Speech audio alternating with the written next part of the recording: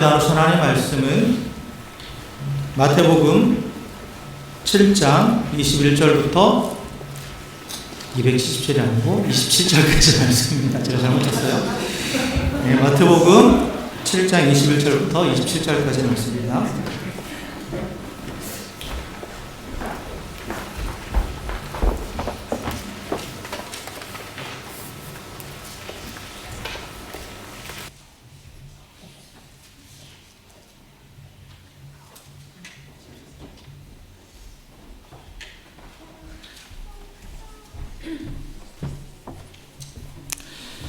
자, 우리 한 절씩 교독하겠습니다. 나더러 주여 주여 하는 자마다 천국에 들어갈 것이 아니요 다만 하늘에 계신 내 아버지의 뜻대로 행하는 자라야 들어가리라.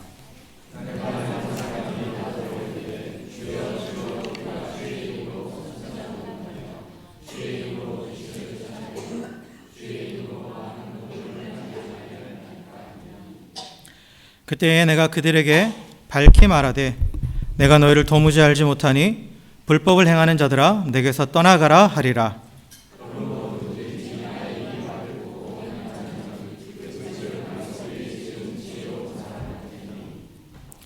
비가 내리고 창수가 나고 바람이 불어 그 집에 부딪히되 무너지지 아니하나니 이는 주추를 반석 위에 놓은 까닭이요.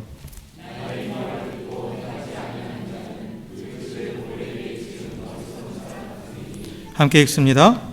비가 내리고 창수가 나고 바람이 불어 그 집에 부딪힘에 무너져 그 무너짐이 심하니라. 아멘. 아멘. 할렐루야. 할렐루야. 네, 우리 옆에 계신 분하고 이렇게 인사하겠습니다. 주의 사랑으로 사랑하고 축복합니다. 이렇게 인사하겠습니다.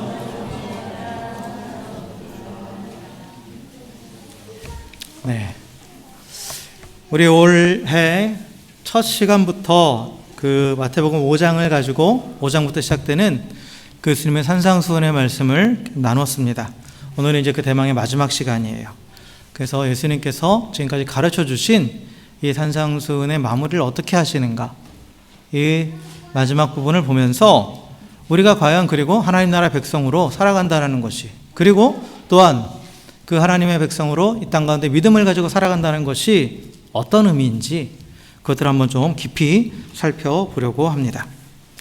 그래서 예수님께서 가르쳐 주시니 우리 흔히 말하는 이제 산상수훈, 언덕에 산에 올라가셔서 이렇게 사람들에게 말씀을 전하셨다 해서 이제 산상수훈인데, 그것은 그저 그냥 듣기만 하라고 하신 말씀은 아니죠. 그죠? 그 말씀을 들은 사람들은 어떻게 해야 됩니까? 어떻게 살아야 될지 결정해야 되는 거예요. 그리고 산상수훈에 나오는 여러 가지 이야기들은 결국은 예수님께서 이미 시작된 하나님 나라를 살아가는 이 하나님 나라 백성이 어떠한 삶의 가치관을 가지고 또 어떠한 원칙을 가지고 살아가는 것이 그 하나님 나라 백성다운 삶을 살아가면서 이 땅에서도 하나님의 나라, 그 생명을 누리고 또한 그 영원한 생명에 이르게 되는지에 대해서 가르쳐 주신 내용이에요. 그래서 산상수훈이 좀 여러 가지 또 뭐 이렇게 지켜야 될 것들을 그 항목들이 나오잖아요. 그런데 그거는 그 항목들만, 그 계명들만 지키면 된다가 아니라 하나의 예시라고 말씀드렸어요. 예시. 그 예시, 그 하나님 나라의 삶이 어떤 것인지를 가르쳐 주기 위한 구체적인 예들을 들은 거지, 그것만 지키면 또 하나님 나라인데 이것도 아니에요. 그래서 예수님께서 계속해서 산상수훈을 통해서 우리에게 주시는 하나님 나라 삶의 원칙은 뭐냐? 바리새인과 서기관보다 더 나은 의를 가지고, 즉 하나님이 우리 예수님을 통해서 우리에게 주신 그 의를 가지고 하나님의 뜻을 행하는 것, 결국 사랑이신 하나님을 따라서 그 하나님의 사랑을 받은 자로서 또 하나님을 사랑하고 이웃을 사랑하는 삶을 살아가는 것이, 그것이 하나님 나라의 백성의 삶의 원칙이고, 또한 이 땅의 것에 가치관을 두지 않고 우리에게 예비하신 그 영원한 하나님의 나라의 소망과 가치를 두고 살아가는 것이 하나님 나라의 백성의 삶의 모습임을 우리에게 제시해 주셨습니다. 그래서 이 가르침대로 사는 것, 이것이 사실 이 땅에서 살아가는 일반적인 삶을 살아가는 사람들에게는 쉬운 게 아니라고 그랬죠. 그렇죠? 그 산상수훈의 가르침을 가지고, 그 가치관을 가지고 또 그 삶의 원칙을 가지고 살아가는 것은 지금까지 우리가 살아왔던 삶의 방식과는 다르다라고 그랬어요. 그래서 바리새인과 서기관보다 더 나은 의라는 것은 비교적 더 좋다라는 게 아니라 완전히 다른 방식이라는 거예요. 완전히 다른 방식. 세상과는 완전히 다른 방식. 또 종교인들과도 완전히 다른 방식의 삶을 살아가는 것이다 라고 예수님께서 우리에게 가르쳐 주셨죠.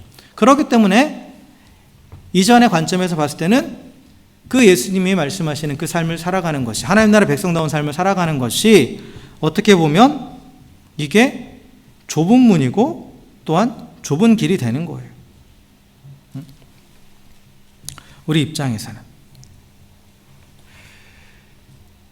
그런데 예수님께서는 그 길을 걸어가는 것만이 그 하나님의 나라에 이르는 유일한 길이다라고 분명하게 말씀하십니다. 그래서 지난 시간에 우리가 좁은 문으로 들어가서 좁은 길을 걸어라 라고 예수님께서 말씀하셨죠. 그런데 이 좁은 길로 가기 위해서는, 이 좁은 문으로 들어가고 좁은 길로 가기 위해서는 이 거짓 선지자들을 잘 분별하라고 예수님께서 말씀하셨어요. 그들의 영향을 받지 않아야 된다고 그랬죠. 근데 거짓 선지자는 뭐냐면 좁은 문을 거부하는 거예요. 넓은 문을 얘기합니다. 예수님이 제시하신 그 길이 아닌 오직 예수 그리스도를 나의 주와 그리스도로 고백하는 자만이 그 하나님 나라에 들어갈 수 있는, 그게 예수님의 유일한 문인데 그게 아니라 다른 것들을 자꾸 제시하는 거죠. 뭐 나의 노력, 또 세상적인 다른 것, 이런 것들을 가지고도 우리는 얼마든지 그 하나님 나라를 누릴 수 있다라고 거짓으로 가르쳐 주는 거예요. 그리고 또한 예수님께서 우리에게 가르쳐 주신 그 하나님의 뜻을 따라서 결국 그 사랑을 따라서 살아가는 그 삶을 살아가는 것이 이 하나님 나라를 향해 나가는 길인데, 그게 아니라 더 넓은 길, 더 좋은 길, 각자에게 있어서 좋은 건 뭐냐면 그냥 네 마음대로 살아도 된다. 네 육신이 요구하는 대로 정욕을 따라서 살아가도 된다라고 그렇게 가르친다고 그랬죠. 근데 그런 거짓 선지자들을 분별하라고 말씀하셨어요. 근데 그들을 어떻게 분별하느냐? 그들의 삶의 열매를 보라고. 즉 그들의 삶이 정말 예수님께서 가르쳐 주신 그 삶의 모습을 가지고 살아가고 있는가, 이 산상수훈의 삶을 살아가고 있는가, 즉 하나님을 사랑하고 이웃을 사랑하는 그 삶의 원칙을 가지고 살아가고 있는가, 그것을 보면 이들이 진짜인지 가짜인지 알 수 있다라는 거예요. 그런데 오늘 본문을 보면 이 동일한 원칙이 누구에게도 적용되냐면 이제 예수님을 주라고 고백하고 주님을 따르겠다고 말하는 그 제자들에게도 동일하게 지금 적용되는 거예요. 그래서 거짓 선지자와 진짜 선지자를 구별했듯이 거짓 제자와 진짜 제자를 구별하는 거예요. 그래서 나는 정말 예수님을 제대로 따라가고 있는 진짜인가, 아니면 이 거짓 선지자들처럼 따라가는 척만 하고 있는 가짜인가 라는 것을 구별하는 것을 오늘 말씀을 통해서 우리에게 가르쳐주고 있습니다. 그래서 예수님께서 정말 그 주님이 걸어가신, 주님이 열어주시고 걸어가신 그 좁은 문과 그 좁은 길로 가는 자는 어떠한 자냐? 하늘에 계신 아버지의 뜻대로 행하는 자다라고 분명하게 말씀하십니다. 그리고 하늘에 계신 아버지의 뜻이 뭐냐? 예수님께서 지금까지 가르쳐 주신 하나님 나라의 영원한 가치를 두고 또한 그 사랑이신 하나님을 따라서 결국 그 사랑을 따라서 행하는 것, 살아가는 삶, 그 삶의 진정 하나님의 아버지의 뜻대로 행하는 것이고 꼭 그러한 자만이 천국에 들어갈 수 있다라고 분명하게 말씀하시고 있어요. 자, 그런데 여기서 우리가 분명히 짚고 넘어가야 될 부분이 뭐냐면, 여기 보면 주여 주여 하는 자가 있고 그 다음에 아버지의 뜻을 행하는 자가 지금 대조되고 있잖아요. 그렇죠? 근데 주여 주여 한다라는 것은 그 하나님을, 또 예수님을 나의 주님으로 고백한다라는 뜻이에요. 고백한다라는 겁니다. 그런데 이러한 자들이 보니까 무슨 일을 하고 있냐면 선지자의 일을 하고 귀신을 쫓아내고 권능을 행한대요. 그러면 일반적으로 이러한 사람들을 볼 때 우리가 이 사람들은 믿음이 있다라고 생각하죠. 그렇죠? 믿음이 있는 사람이라고 생각을 합니다. 예수님을 나의 주라고 고백하고 있고 또 입술로 그렇게 고백하고 있고 삶에서도 또한 예수님께서 보여주신 그러한 능력들이 나타난단 말이에요. 그런데 오늘 본문에 보면 예수님께서 뭐라고 말씀하시면 23절에 내가 그들을 알지 못한다. 너희를 도무지 알지 못한다 라고 말씀하시죠. 여기서 알지 못한다라는 건 나와 관계가 전혀 없다라고 표현하시는 거예요. 나와 관계가 전혀 없다라는 겁니다. 그래서 우리가 제가 여기서 지금 얘기하고 싶은 게 뭐냐면, 우리가 하나님 나라에 들어가기 위해서는 믿음이 필요하잖아요. 근데 그 믿음이 무엇인가에 대한 부분을 지금 짚고 넘어오려고 그래요. 근데 예수님께서 지금 오늘 여기 말씀을 통해서 가르쳐 주시는 것은 그 하나님의 나라에 들어가는 믿음, 구원 얻기 합당한 믿음은 입술로만 주를 고백하고 어떤 능력을 행하는 게 아니라는 거예요. 그게 아니라는 겁니다. 우리는 흔히 어떤 주의 일을 한다, 어떤 큰 일을 하면, 또 하나님의 이름으로 뭔가 큰 일을 하면 그게 믿음이 좋다라는 표현을 써요. 그런데 예수님, 하나님의 관점에서 그게 아니다라는 거예요. 하나님은 보시기에 진정 하나님의 일이고 주의 일을 하는 것은 뭐냐? 어떤 큰 능력을 행하는 게 아니라 그저 삶에서 주신 말씀을 따라 순종하는 것이다 라는 것을 가르쳐 주죠. 즉 아버지의 뜻대로 하는 것, 어떤 스페셜한 슈퍼내추럴한 어떤 파워를 보여주는 게 아니라 그냥 삶의 모든 현장에서 이 가르쳐 주신 삶의 원칙을 가지고, 하나님 나라 백성의 삶의 원칙을 가지고 순종하는 것이, 그것이 진정 주의 일을 하는 것이고, 그것이 아버지의 뜻을 행하는 것이고, 그것이 큰 일이라는 거예요. 그런데 아무리 눈에 보이는 큰 일을 한다거든요. 우리가 흔히 저 사람 대단하다, 어떤 능력을 행하는 그런 게 있다 하더라도 그 삶이 하나님의 말씀과 전혀 상관없는 삶이다. 그 삶의 원칙, 예수님께서 가르쳐 주신 이 원칙과는 전혀 별개로 자기중심적으로 살아가고, 그리고 자신의 영광을 추구하며 살아간다? 그러면 그 사람은 예수님과 관계가 없는 자다. 즉, 그 믿음은 없는 믿음이다. 그건 믿음이 아니다. 라고 분명하게 말씀하고 있습니다. 그래서 우리가 분명히 알아야 될 것은, 내가 아무리 주님이 보여주신 이 기적을 재현하고 그보다 더 큰 일을 한다 해도 주의 말씀을 따라서 순종하지 않으면 그것은 나머지 모든 것들은 다 뭐가 되느냐? 불법을 행하는 게 된다라는 거예요. 불법이란 하나님 뜻이 아니라는 거예요. 하나님 뜻이 아니라는 겁니다.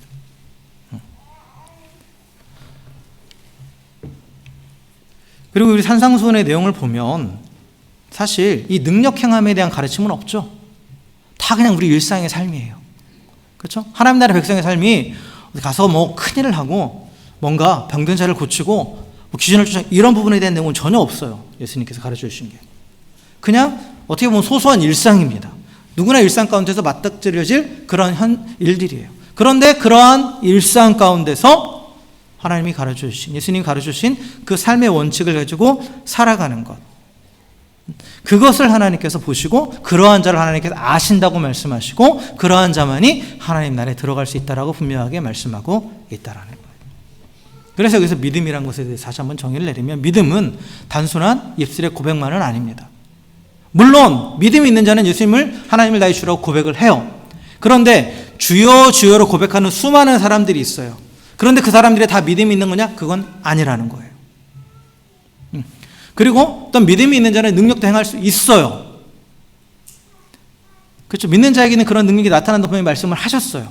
그런데 능력이 나타난다고 해서 다 믿음이 있는 거냐? 그것도 아니라는 거예요. 또 아니라는 겁니다. 진정한 믿음은 뭐냐? 예수님을 나의 주로 고백하고 또한 그의 사역을 믿고 또 그 사역을 나도 행하지만 궁극적으로 그 삶의 모든 순간순간 하나님의 말씀을 구하고 그 말씀을 순종하는 자, 그러한 자가 진정한 믿음을 소유한 거고, 그러한 믿음이 구원에 합당한 믿음입니다. 하나님 나라에 들어가게 하는 그러한 믿음이에요. 여러분 오해하지 마세요. 구원은 예수 그리스도께서 하신 그 구속의 사역으로 인해서 우리가 구원받는 거예요. 우리가 구원을 위해 살 수 있는 건 아무것도 없습니다. 그래서 행위로 구원받는 게 절대 아니에요. 이 원칙은 분명합니다. 구원을 위한 모든 일은 하나님이 하신 거예요. 우리 죄를 제거하고 또 더 이상 그 죄에 빠지지 않도록 하는 모든 것들은 하나님이 다 하신 거예요. 그 구속의 사역을 어떻게 하느냐? 우리가 믿으면. 그래서 구속의 사역과 이 믿음이 만났을 때 뭐가 이루어진다고요? 구원이 이루어지는 거예요. 그래서 우리가 보여야 될 건 믿음이에요. 그런데 진정한 믿음은 뭐냐? 입술로만 주여 주여 부르는 게 아니라는 거예요. 또 어떤 능력 행함이 아니라는 거예요. 내가 정말 예수님을 나의 주와 그리스도로 믿는다면, 나의 주님으로 믿는다면 주인이신 그분을 따라서 행하는 삶의 행함이 반드시 따라오게 되어 있죠. 반드시 따라오게 되어 있어요. 그럼 믿음이라는 것은 행함의 요소가 반드시 들어갑니다. 행함 요소가 들어갈 수밖에 없어요. 왜냐하면 사람들은 자기가 믿는 대로 행동해요. 그렇죠? 내가 믿는 것을 추구하고 내가 믿는 것을 믿는 대로 그 삶은 그 방향으로 나아가는 거예요. 그래서 나의 삶을 바꾸지 못하고 내 행동을 바꾸지 못하는 믿음은 그건 믿음이 아닌 거죠. 그건 믿음이 아니에요. 어떤 일반적인 지식일 수는 있어요. 그런데 이 지식이 나에게 어떤 확고한 믿음으로 즉 신념으로 자리 잡는다는 것은 내가 가지고 있는 그 지식을 따라 내가 행동할 때 그게 나에게 믿음이 되는 거예요. 신념이 되는 겁니다. 그래서 믿음과 이 행함 자체는 별개가 아닙니다. 우리가 구원에 있어서 믿음을 강조하니까 행함에 대해서 터부시하는 경향들이 있는데 그게 아니라 믿음과 행함은 하나예요. 하나입니다. 믿음대로 행하는 거예요. 내가 믿는 바를 살아내는 거예요. 그게 믿음이 있는 삶입니다. 그리고 또한 이 믿음이라는 것은 일시적인 감정을 따라서 한 번 하는 걸로 끝나는 게 아니에요. 믿음이라는 것은 그 일상의 삶이 그 주님을 쫓는 행함이 지속되는 거예요. 지속되는 겁니다. 그래서 우리가 성도가 된다라는 것은 예수님을 나의 주와 그리스도로 믿는 믿음이 있다라는 뜻이죠. 저는 그러한 믿음으로 나는 구원받아서 하나님 나라의 백성이 되었습니다. 그렇다면 내가 예수님을 주님이라고 부르잖아요. 우리는 기도할 때마다. 그 주님이라고 부른다라는 건 뭐예요? 단순히 입술로만 고백한다라는 게 아니에요. 예수님이 나의 주인 되신다라는 거예요. 하나님 나의 주인 되신다라는 거죠. 그래서 이걸 이렇게 표현할 수 있어요. 우리 인생에서 예수님이 우리 삶의 주어가 되시는 거예요. 주어. 그럼 나는 뭐냐? 이 주어에 따라가는 동사의 삶을 살아가는 거예요. 동사예요. 동사라는 거는 행위죠. 행위예요. 그러니까 주어에 따라서 동사가 결정이 되잖아요. 주어가 하는 행동이 동사예요. 그러면 예수님이 우리의 주어가 된다는 것은 예수님의 뜻을 따라 우리가 행동한다라는 거죠. 이게 진정 예수님이 나의 주님이 되신다라는 뜻이에요. 근데 많은 사람들은 바꿔놨죠. 바꿔놨어요. 주어는 나예요. 여전히. 내가 주어가 돼 있고 내 뜻을 따라서 움직이시는 분이 누구예요? 하나님이 돼 있죠. 이건 믿음이 아니에요. 이건 구원에 합당한 믿음이 아닙니다. 그래서 성도는 예수님이 나의 삶의 주어임을 인정하는 거예요. 내 삶의 주인이 내가 아니라 예수님이시다. 하나님이시다는 걸 인정합니다. 그렇기 때문에 그분이 움직이시는 대로, 그분이 뜻하시는 대로 똑같이 움직이는 그런 동사가 되기 위해서 전적으로 내 삶을 맡기는 자입니다. 내어드리는 자예요. 어느 특정한 영역만이 아니라 삶의 모든 자리에서. 삶의 모든 자리에서. 그래서 예수님께서는 이러한 행위가 없는, 이 행함이 없는, 행위의 결과가 없는 이 믿음이 구원에 합당한 것이 아니라는 것을 분명히 가르쳐 줍니다. 여러분, 행함이 없는 믿음은 연약한 믿음이 아니에요. 믿음이 없는 거예요. 많은 사람들이 나는 행함이 좀 행함이 없는데 나는 좀 믿음이 연약해. 이렇게 생각하시는데 성경은 분명하게 말해요. 행함이 없으면 그건 믿음이 아니라고 말해요. 믿음이 아닙니다. 사도 야고보가 그 얘기했죠.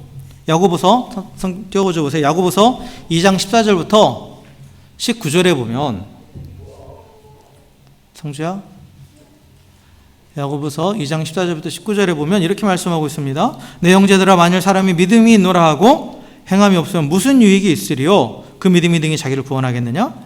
만일 형제나 자매가 헐벗고 일용할 양식이 없는데 너희 중에 누구든지 그에게 이르되 평안히 가라 덥게 하라 배부르게 하라 하며 그 몸에 쓸 것을 주지 않으면 무슨 유익이 있으리요? 이와 같이 행함이 없는 믿음은 그 자체가 죽은 것이니라 라고 이렇게 말하고 있죠. 행함이 없는 믿음은 어떻다고요? 그 자체가 죽은 거라는 거예요.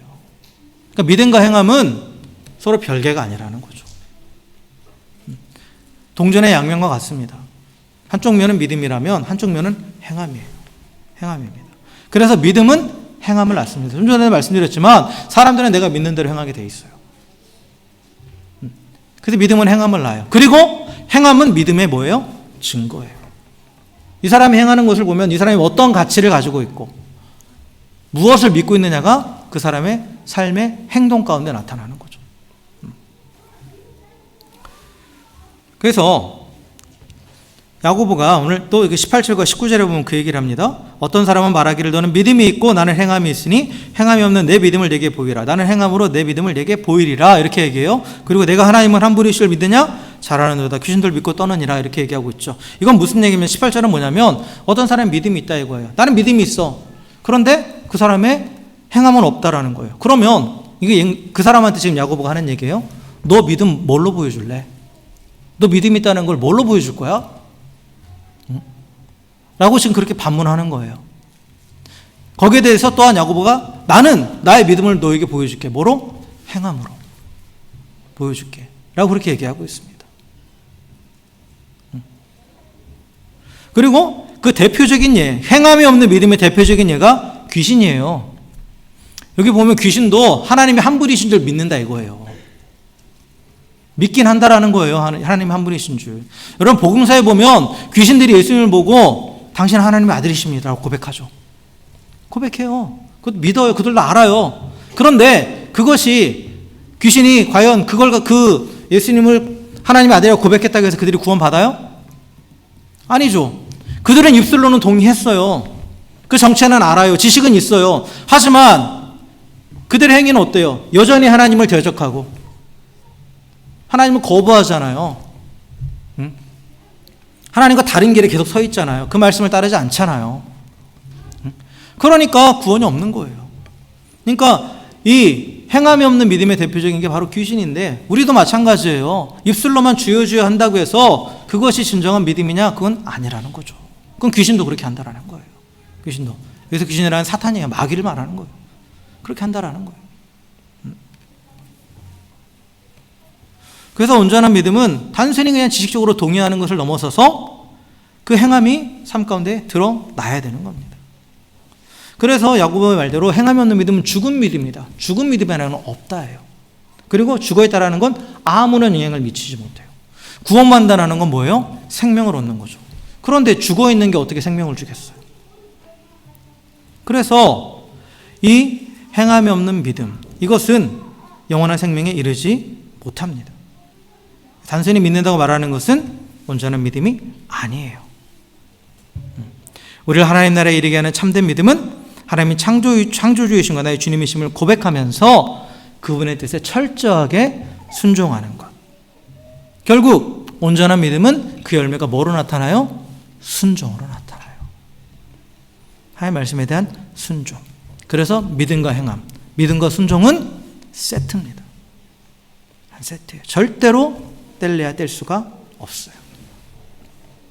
자, 그렇다면 구원에 합당한 믿음은 이 행함으로 증명된다고 그랬는데 그럼 행한다라는 게 뭔가? 무엇을 행하는 것인가? 무엇을 행하는 것인가? 우리가 지금 계속해서 봐온 같이 산상수훈의 말씀을 행하는 거죠. 예수님께서 하신. 그런데 사도 바울도 이 부분을 우리에게 분명히 가르쳐줬어요. 우리의 믿음이 행함으로 증명되는데 그때 이 믿음의 결과로 나타나는 그 행위가 무엇이냐라고 했을 때 갈라디아서 5장 5절과 6절 보시면 이렇게 되어 있습니다. 우리가 성령으로 믿음을 따라 의의 소망을 기다리노니 그리스도 예수 안에서 할례나 무할례가 효력이 없을 때 사랑으로서 역사하는 믿음뿐이니라 라고 이렇게 말하고 있습니다. 이게 무슨 얘기냐면 이게 성도들을 향해 말하는 거예요. 성도들이 가진 마지막의 소망은 뭡니까? 의의 소망은 뭐예요? 주님의 재림의 날에 우리가 주님처럼 영원하게 변화되고 그 영원한 하나님의 나라가 들어가서 영원한 기쁨과 평강을 누리는 거예요. 그게 모든 믿는 자가 가지고 있는 최종적인 소망, 의의 소망입니다. 그런데 그것은 뭐의 결과예요? 믿음의 결과예요. 믿음을 따라서 그 소망을 우리가 가지게 됐어요. 그런데 이 믿음을 뭐라고 얘기하느냐? 6절에 보니까 이 의의 소망을 효력을 발생하게 하는 그 믿음은 뭐냐? 사랑으로서 역사하는 믿음이라는 거예요. 사랑으로서 역사하는 믿음이란 사랑으로 나타나는 믿음이에요. 야고보서 말씀과 이 말씀을 연결시켜 보세요. 믿음은 뭐로 증명된다? 행함으로 증명된다. 그죠? 그런데 그 행함은 뭐다? 사랑으로 나타난다는 거예요. 사랑으로. 그러니까 내 삶 가운데 이 사랑이 드러날 때 그때 내가 믿음이 있다라는 증거가 되는 것이고 그 믿음이 있는 자는 장차 그 영원한 하나님의 나라에 대한 그 소망을 붙잡고 살아가게 되는 겁니다. 그래서 결국 이 사랑이 그럼 우리 삶 가운데 어떻게 나타나느냐, 이 사랑이라는 것이 어떻게 나타나느냐, 구체적으로 어떻게 나타나느냐라고 했을 때 그 뒤이어서 나오는 갈라디아서 5장 13절과 14절에 보면 이렇게 되어 있습니다. 형제들아 너희가 자유를 위하여 부르심을 입었으나 그러나 그 자유로 육체의 기회를 삼지 말고 오직 사랑으로 서로 종노릇하라. 온 율법은 내 이웃을 사랑하기를 내 자신과 같이 하라 하신 한 말씀에서 이루어졌나니 라고 되어 있죠. 자, 쭉 연결해 보겠습니다. 믿음은 행함으로 증명돼요. 그런데 그 행함은 뭐예요? 사랑이에요. 근데 사랑은 구체적으로 뭐라는 거예요? 서로 종노릇하는 겁니다. 서로 종노릇하는 거예요. 내 이웃에게 내가 섬기는 자가 되는 거예요. 섬기는 자가. 내 중심적인 삶에서 벗어나서 탈피해서 하나님 중심적으로, 또한 이웃을 중심적으로 그들을 섬기는 삶을 살아가는 것. 그것이 결국 우리의 믿음이 있음을 보여주는 것이고, 그리고 그 사랑의 행위가 또 뭐라고 그랬어요? 율법의 완성이라고 그랬잖아요. 이게 예수님께서 산상수훈에서 똑같이 말씀하셨죠. 대접받고자 하는 대로 남을 대접하라. 이것이 율법이요 선지자니라 라고 분명히 말씀하셨어요. 그렇죠? 다 같은 맥락이에요. 그래서 같은 맥락입니다. 결국 온전한 믿음은 뭐냐? 하나님의 뜻, 하나님의 말씀에 순종하는 것이고, 그리고 우리가 가르치신 하나님의 말씀은 뭡니까? 말씀의 핵심은 사랑을 따라 행하는 거예요. 사랑을 따라 행하는 겁니다. 그래서 그 하나님을 사랑하기 때문에 원수까지도 사랑하라 하신 그 하나님 말씀에 순종하는 삶, 그것이 구원에 합당한 믿음을 가진 자의 삶의 모습이고, 지금까지 예수님께서 분명히 가르쳐주신 내용들이에요. 자, 다시 정리드립니다. 원수를 사랑해야 천국 가는 거, 그런 의도가 아니에요. 그런 의도가 아닙니다. 하나님 나라 백성이 되었다면 어떻다라고요? 원수까지 사랑한다예요. 삶으로 그게 나타난다라는 거예요. 하나님 나라 백성이 되었다는 증거는 뭐예요? 원수까지 사랑하려고 몸부림치는 거예요. 몸부림치는 겁니다. 사실 하루아침에 되지 않죠. 힘들어요. 그런데 예전 같으면 그냥 내가 나를 힘들게 하는 사람에 대해서 미워가는 것에서 거리낌이 없었어요. 그런데 하나님 나라 백성이 되었으면 그러한 나이가 그를 미워하는 것에 대해서 마음에 불편함이 일어날 수밖에 없어요. 그리고 해보려고 몸부림치게 돼요. 그게 하나님 나라의 백성이 되었다라는 증거예요. 내가 하나님을, 예수님을 나의 주와 그리스도로 믿는다라는 증거입니다. 근데 그러한 게 없다, 아무렇지도 않다 그냥, 그러면 나에게는 그 믿음이 없는 상태라는 거, 거의 죽어있는 상태라는 거, 그거예요. 다시 말씀드립니다. 완전히 처음부터 다 그렇게 될 수는 없어요. 하지만 정말 원칙이 바뀌어있기 때문에, 가치관이 바뀌어있기 때문에 원수지만 그래도 사랑해 보려고 발버둥 칠 수밖에 없어요. 불쌍히 여기고 그러한 마음이 들고, 그게 내가 하나님 나라의 백성이 되었다라는 증거예요. 능력 행함이 아니라. 저도 그래요. 사실 이렇게 말씀드리지만 원수 사랑해야지 하면서도 누군가 나를 힘들게 하고 승질나게 하면 솔직히 미움부터 확 올라와요. 저도 하나 무서워요. 근데 표정이 싹 바뀌어요. 아시는 분은 아시겠지만 싹 바뀌어요. 저는 그걸 못 숨기는 사람이라 또. 근데 그래놓고 이제 나중에 찔림이 오는 거죠. 찔림이 오는 거예요. 그래도 내가 품어야 되는데, 그래도 내가 사랑해야 되는데, 그런 마음이 드는 거예요.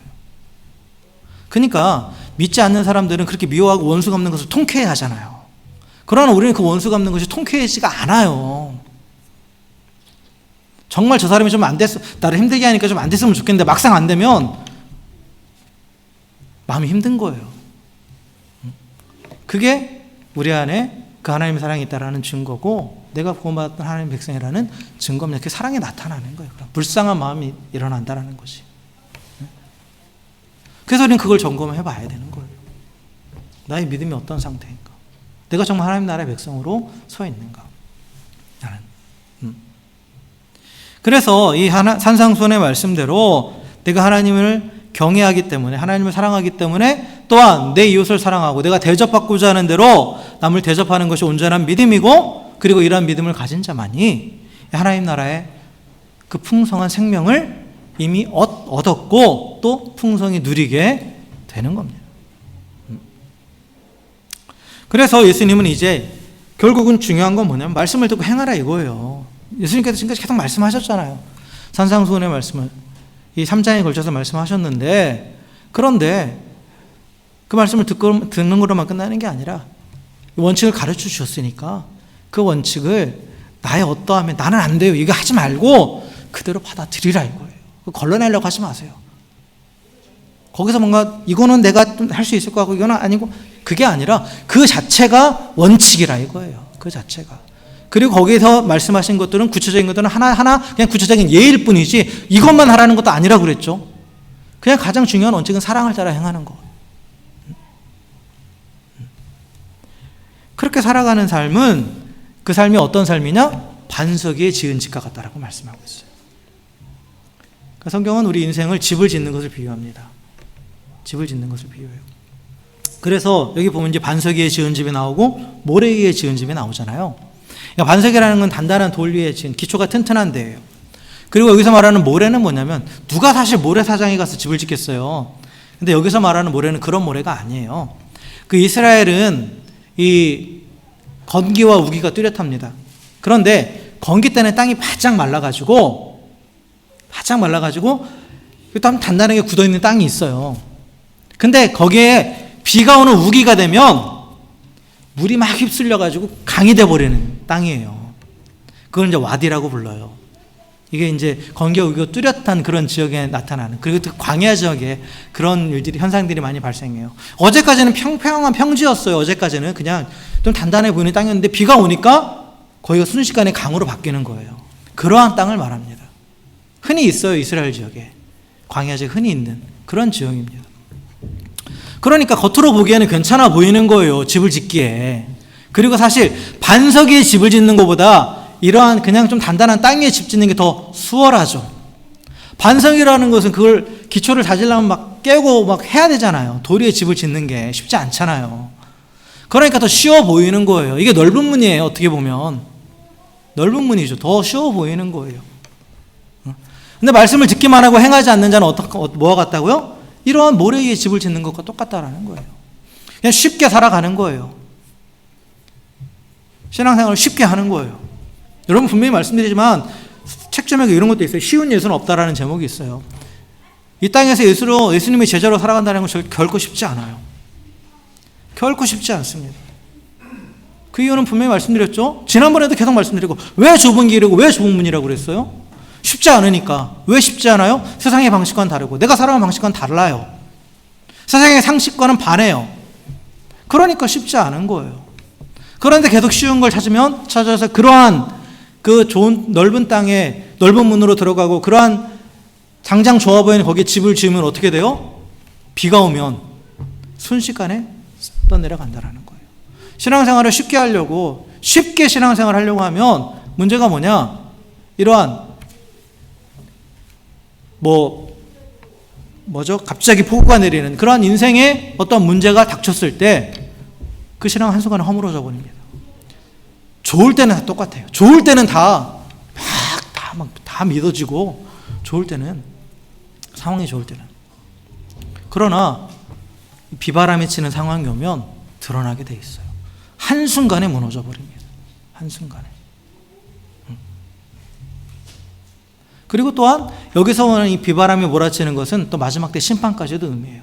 그 심판의 자리에 설 수 없어요. 없습니다. 여러분, 우리가 구원은 믿음을 통해 받잖아요. 그런데 심판은 뭐로 받냐면 내 행위를 보고 받는 거예요. 요한계시록에 보면 마지막 날에 그 심판의 보좌 앞에 책이 두 권이 펼쳐져 있는데 하나는 생명책이고 하나는 우리의 인생이 기록되어 있는 책이에요. 그래서 생명책에 기록되어 있는 자들은 그 심판이 넘어가죠. 그런데 기록되지 않는 자들은 뭘 보고 심판하시느냐? 행위를 보고 심판하시는 거예요. 그 행위의 기준은 하나님 말씀이죠. 하나님 말씀. 그런데 이 쉬운 길을 가는 자들은, 모래 위에 집을 쌓은 자들은 하나님과 말씀과 동떨어진 삶을 살았단 말이에요. 그러니까 그 심판도 피하지 못하는 거예요. 그러나 예수님이 주신 이 말씀을 순종하며 살아가는 자는 이 말씀을 따라 살아가는, 이 하나님의 말씀을 따라 살아가는 건 단순히 우리 행함만을 바꾸는 게 아니라 그 하나님 말씀을 순종하면서는 어떻게 되느냐? 하나님과 더 깊은 관계로 나아가게 되는 거예요. 하나님을 더 알아가게 되는 거죠. 하나님이 어떤 분이신지 깊이 경험하게 되는 거예요. 그러니까 어떤 문제가 와도 그 하나님이 내 삶 가운데 역사하실 것들을 기대하게 돼요. 그 하나님의 보호하심과 인도하심을 확신하게 돼요. 그러니까 흔들리지 않는 거예요. 그리고 또한 마지막 때에 물론 생명책에 기록되어 있으니까 심판이 넘어가긴 하지만 설사 그 심판책에 기록되어 있는 행위대로 심판을 받는다 하더라도 이 말씀 따라서 율법의 완성인 사랑을 행했기 때문에, 사랑을 따라 살았기 때문에 그 심판이 넘어가는 거예요. 그래서 이 말씀대로 행하는 자를 반석 위에 집을 지은 자와 그러한 지은 자 같고 그게 지혜로운 자라고 말씀하고 있죠. 지혜로운 자. 당장은 힘들어요. 그러니까 세상이 보기에는 어리석어 보일 수도 있어요. 그러나 진정한 지혜는 아무리 힘들어도 단단한 반석 위에 집을 짓는 게 지혜로운 거지. 당장 쉬워 보인다고 그 모래 위에 집을 짓는 거는 그건 어리석은 거죠. 어리석은 거예요.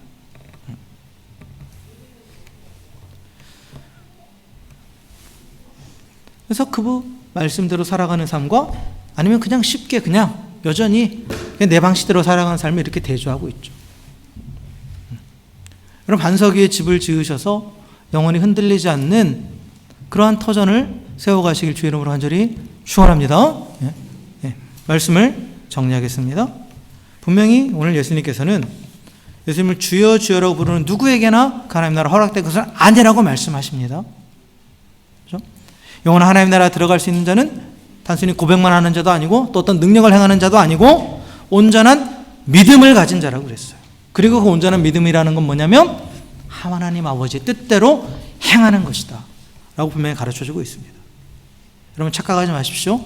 믿음이 없어도 고백할 수 있고 믿음이 없어도 능력을 행할 수 있어요. 근데 그런 것을 온전한 믿음으로 착각하면 안 됩니다.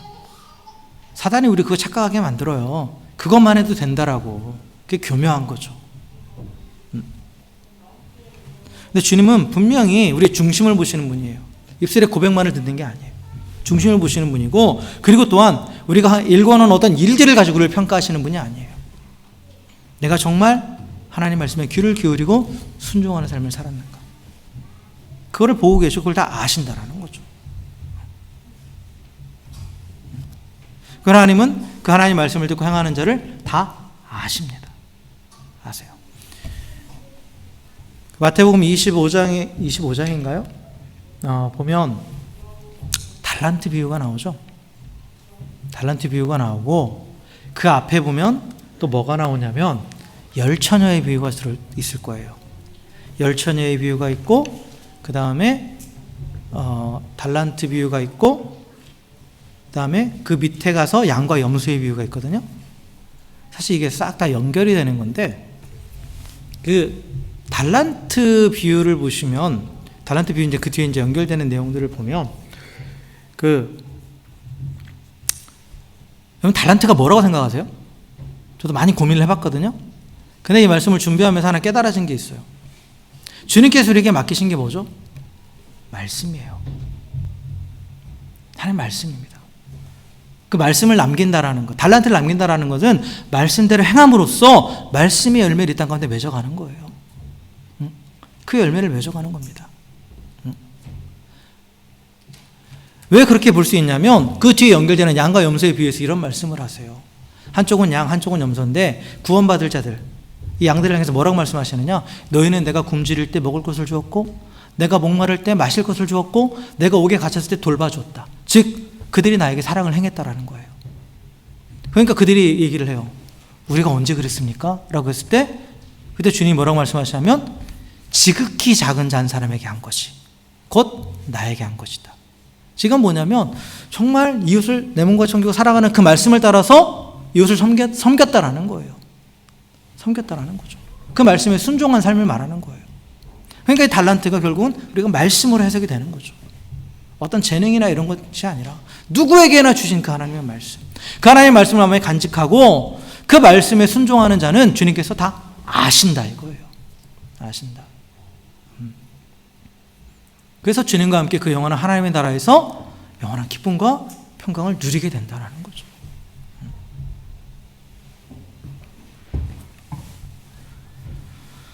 여러분, 예수님께서 가르치신 이 산상수훈의 말씀들은 이 하나님을 대적하는 세상에서 이미 시작된 하나님 나라 백성으로 살아가는 법을 우리에게 가르쳐 주신 겁니다. 그리고 우리는 또한 예수님을 따라가는 제자로서 이제 그분을 따라서 이 말씀을 따라서 이 좁은 문과 좁은 길로 가는 거예요. 그래서 사랑을 따라 행하는 겁니다. 우리 삶의 원칙은 사랑이에요. 다른 어떤 것이 아니에요. 나의 이익도 아니고 또 어떤 부르짖는 정의도 아니고 가장 최종적인 원칙은 사랑입니다. 사랑이에요. 그래서 하나님을 경외하기 때문에, 즉 하나님을 사랑하기 때문에 또한 내 이웃도 내 몸과 같이 사랑하는 것.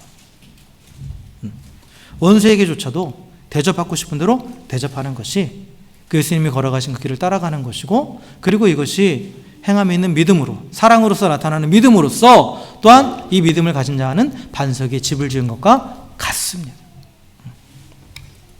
사랑하는 성도 여러분, 혹시 말씀을 듣기만 하고 그냥 귀만 즐겁고 그냥 한번 고민만 하고 순종하지 않으므로 여전히 그냥 그 편한 길을 감으로써 모래에 집을 짓는 어리석은 삶을 살고 있지 않은지 항상 돌아보십시오. 반석에 집을 짓는 건 분명히 쉽지는 않습니다. 하지만 우리가 그렇게 몸부림칠 때 주님이 반드시 도와주세요. 성령께서 우리 가운데 계시잖아요. 지난 시간에도 말씀드렸죠. 이 좁은 길을 걸어갈 때 누가 함께 하신다고요? 성령께서 함께 하신다. 그래서 말씀이 생각나게 하시고 깨달아지게 하시고 또 말씀대로 행할 수 있는 능력을 더해 주십니다. 그래서 불가능할 것처럼 보이는 반석에 집을 짓는 것을 가능하게 하시는 거예요. 그래서 하나님 말씀을 듣고 행하는 데 힘써서 반석에 집을 짓는 지혜로운 자 되시길 주의 이름으로 간절히 축원합니다. 하나님의 뜻을 따라서 선을 행함으로, 즉 이웃을 사랑함으로 또한 그 사랑이신 하나님을 또 세상 가운데 드러내면서 또 하나님의 영광을 나타내고 또 그 가운데서도 계속해서 또 하나님의 나라를 누리며 참된 평강과 기쁨을 누리며 살아갈 수 있는 우리 모두가 되기를 다시 한번 주의 이름으로 간절히 축원합니다. 함께 기도하겠습니다.